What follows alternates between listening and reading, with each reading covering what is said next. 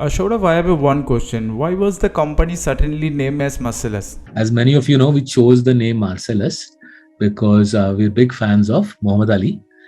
He's a sort of genuine example of a man who had the strength of his convictions to take a stance, which resulted in him being banned from boxing because he refused to go to Vietnam and kill people there.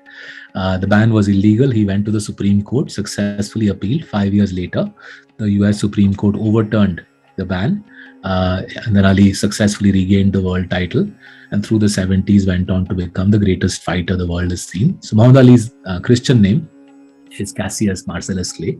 So we said, as we build Marcellus, we'll need the support. We will need clients like you, because we will go through ups and downs, as will the economy, and you need to be a little warrior when you go through ups and downs. Marcellus actually means little warrior.